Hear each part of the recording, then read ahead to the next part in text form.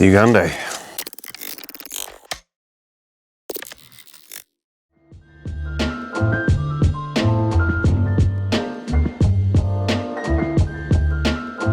Welcome back to the channel, folks. It's been a little while since I've done another review. Today I've got the Air Arms S510S Carbine. I own an S400, which is the single shot version of something like this, but it's the newer branded, so you've got the new logo underneath, and not shot it yet. Got a scope on it, gonna zero it, gonna take it out to range, but as always, let's take a look at some shots and some statistics of this rifle, and take it out to range, let you know what I think. Bear in mind, I am a new shooter. This is always based on my opinion, and I always get a lot of feedback on how terrible I am. So if you're looking for specifics that I've missed, check down below. Let's have a look. Meet the Air Arms S510 Carbine Superlight, a PCP air rifle that doesn't just shoot, it impresses. Weighing just 2.8 kilos and measuring only 970 millimeters overall, it's lightweight, compact, and easy to handle in the field. The 395 millimeter barrel delivers pinpoint accuracy, while the side lever action ensures smooth, fast follow-up shots. In .22 caliber, you'll get up to 120 consistent sub 12 foot-pounds per second shots per fill and 90 in .177, making it ideal for target shooting or pest control. This rifle stands out for all the right reasons: performance, looks, and British engineering at its finest. The Air Arms S510 Carbine Superlight. Light in weight, heavy in performance. Okay, so we're starting here at 20 yards. I am firing H&N Field Target Trophy. They are 14.66 grain, and on the Air Arms we've got the Hawk fast mount, and I think that's the 6 to 24x50. What we're going to do is we're going to run a couple of magazines at this distance, or one magazine at this distance, kind of get it zeroed, move it out to 25, and then give you a conclusion. I know a lot of you use this as a workhorse on permissions and things, and I'm pretty certain it's going to be great, but let's see what we think.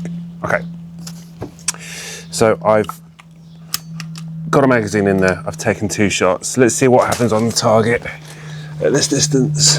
Should be pellet on pellet really, but remember it's me shooting here.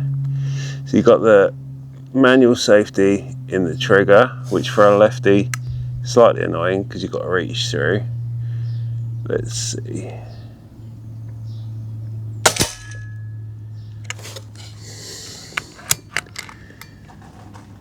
Nice lever action on this.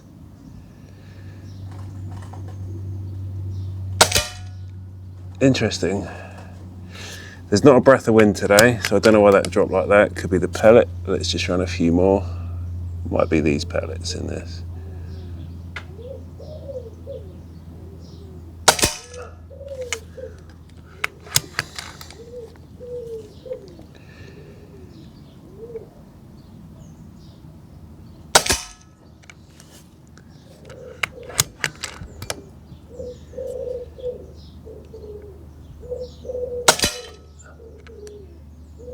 They keep going one high, one low. It's kind of weird.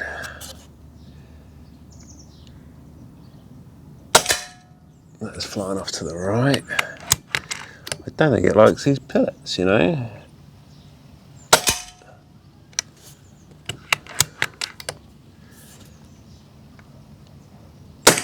Oh, that's empty. Let me see if I can get some other pellets through this to try and give that a bit of a better run. At this distance, that should be same hole. Be right back. Okay, got a fresh tin of matched Barracudas here. Let's give them a run through. I thought after that first shot that was just going to be like, yeah, it's great as always. But no, that didn't give me the results I was expecting. Now, I tend to shoot in 177 these days. So some of these come through in 2.2 and I'm always a bit I've got to get some more pellets because I don't often shoot 2.2, just because I prefer the flatter trajectory of the 1.7. What can I open this? Oh, okay, H&N great pellets, but as we know, not every single rifle is going to like the same pellets. Ugh, I made my teeth feel funny. Okay, so these are a heavier pellet, 21.14 grain, but Barracuda match are another, like I say, another fantastic pellet. Now, it might be that it just doesn't like H&Ns, but you should always test the pellets that your rifle likes, or test for that. Let's run, oh, I've got in there 2, 4, 6. I'm not sure which way this index is, so I may have just messed this up, so bear with me. Let's see where we're going. I'm going to aim higher on the 4 at the top.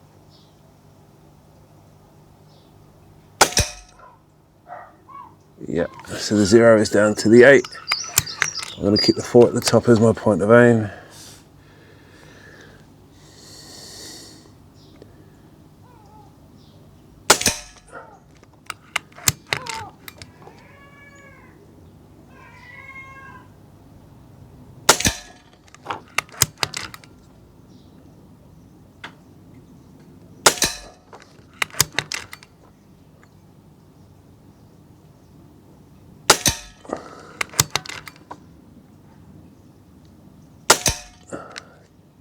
Tighter grip than the first set. Still not what I'd be expecting, but leading it up, good clean. It should be pellet on pellet, really. So as always, a recommendation: test as many pellets as you can, get the test packs, run it through. What I'm going to do is take it out to 25 yards.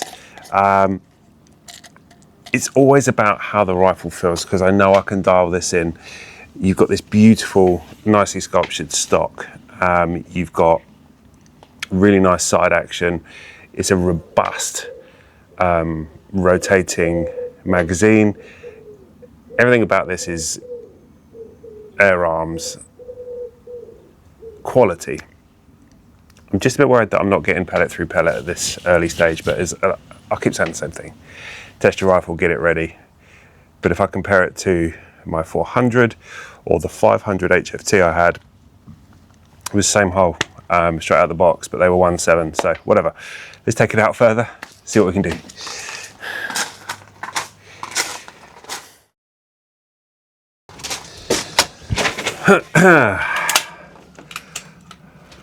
Welcome to 25 yards. Let's see. Let's load it up. Could possibly be a bit close to the camera, but let's fill her up.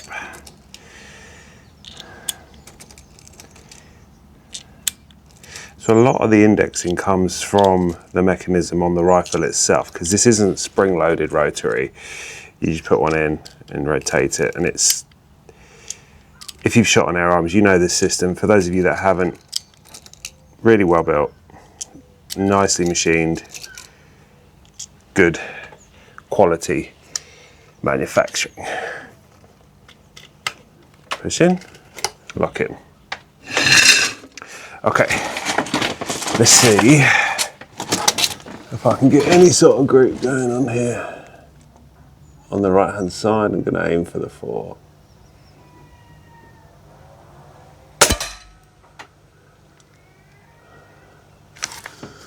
Getting a similar drop,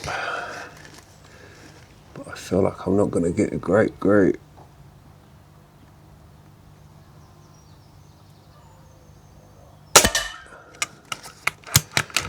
It's very laboured getting there.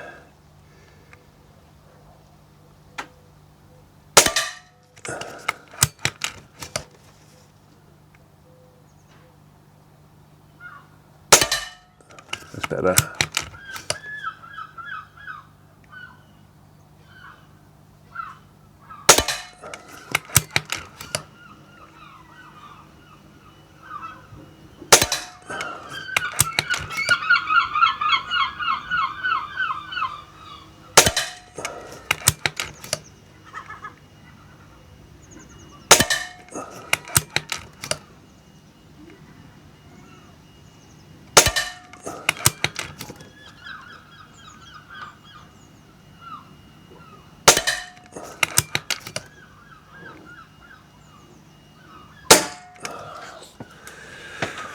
Okay.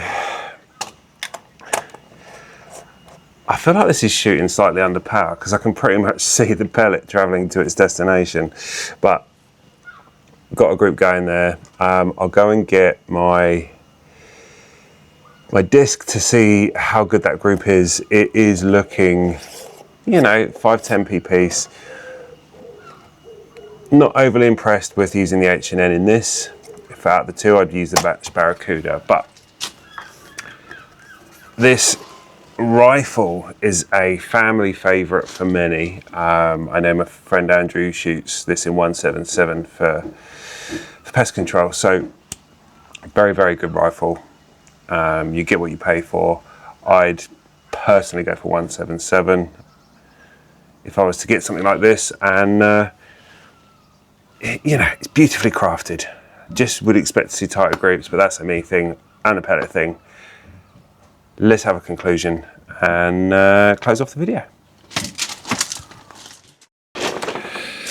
Okay, let's have a conclusion on the S510S Carbine from Air Arms. I do love these rifles. I love Air Arms as a whole, and not everyone does, but I am relatively new to shooting and I love the new rebranding. I work in graphic design and video, and it to me is cleaner. That being said, this is to me a real strong pest control rifle, consistent, high shot count, and easy to fill. Built-in moderation. I'm using it here without a moderator on, and it's quiet enough to guard and shoot. Your pros and cons for me. As a lefty, I don't particularly like these safeties in the trigger. You have to reach kind of through. Actually, I think I'm going to shut up about that, because to turn it off, it's probably easier for a lefty than a righty. So I'll shut up. To turn it on, it's a little bit harder. Magazine system from a pro's perspective it's quite mechanical and really easy to load. Just in, rotate, rotate. You don't have to hold it still or anything. You've got a dovetail mounting system on the top. This nice in-cut cheek pad that takes some of the weight out of the stock. And yeah, it's Air Arms. Like, they are a really great quality product. I think in my order of preference, I'd probably like to shoot this in a 177 to get a comparison against the HFT 500. Different rifles, I know, for different reasons, but for me, this is a great perm shooter. Would I call it a barn gun? Probably not, probably a bit too heavy for that, but it's a great piece of kit. I just would need to narrow down which pellets would be preferential in this one. Not too heavy, well balanced, great looking rifle for not too much money. So there we have it. As always, thanks to the Surplus Store for allowing me to get this in hand, and going to close it off there by shoot safe, stay safe, catch you in the next one. Cheers, bye.